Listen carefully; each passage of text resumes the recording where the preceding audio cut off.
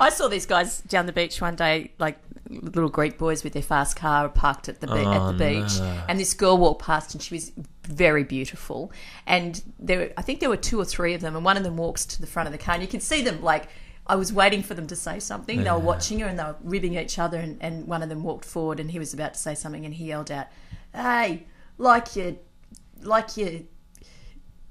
and he couldn't come up with anything. Jeez, you're quick-witted, mate. Mr. Smooth. I think he came out and it was too low to be heard, and it was like, hey, ice cream, whatever she had. It was really pathetic. My husband had a similar experience. It was just after Princess Diana was killed by the paparazzi, and everyone was going on about the paparazzi, blah, blah, blah. And he's a photographer, and he was taking this photograph, and this car goes past and yells out, "Hey, fuck off, Pepper." They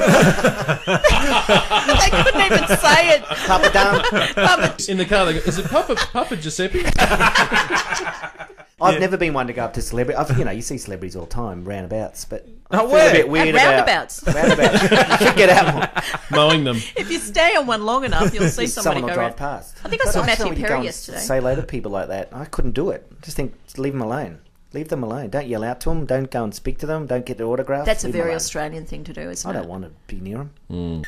There That's will what be a photo of Australians Gary like. on the website too if you want to come up and say hello. Where do you hang out at, Gary? Roundabouts. Although I did see what George Costanza, Jason Alexander in Melbourne. That was, I think, the first time in my life I actually got a bit starstruck. I walked out of a cake shop and he was sitting there having a coffee, and it's just someone you don't expect to see. No, well, outside of a And cake shop, no, I not think a. George Costanza is one of the best characters on TV ever, and I just was a bit stunned. You do not expect to come out of a cake shop and to see a middle-aged, fat, bald man. Eating cake. Eating a cake.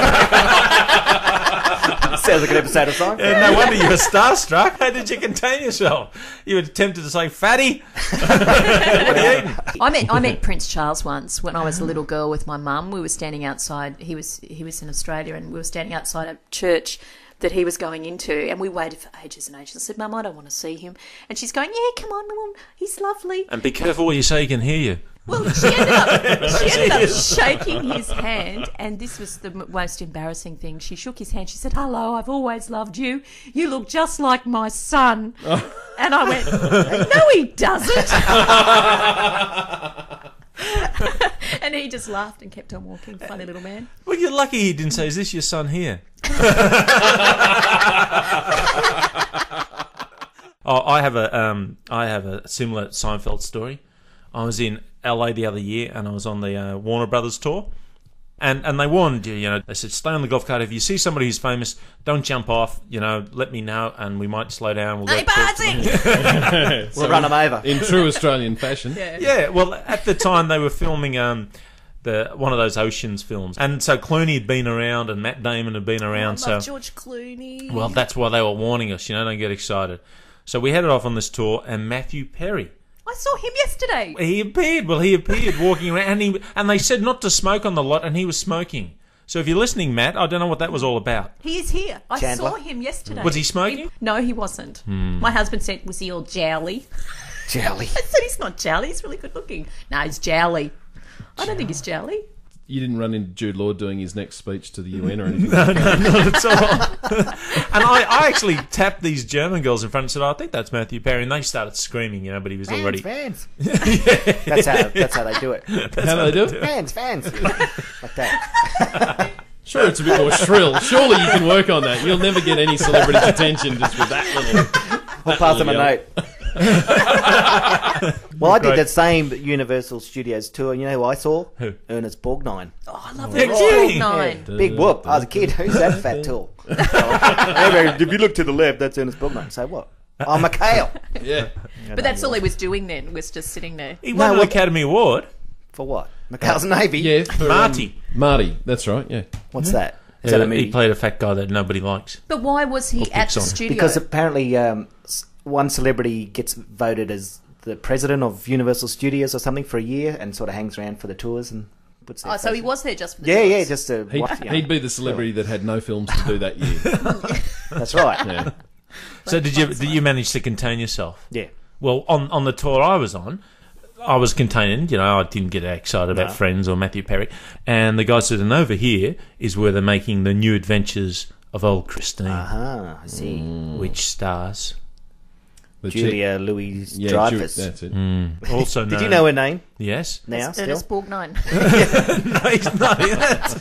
It's Elaine from Seinfeld. Oh, yes, Wall of Hair. Love her. Yeah, yeah. Oh, so we're going past the soundstage, that would think. And so I've been quite contained, the whole tour, laughing at other people getting excited.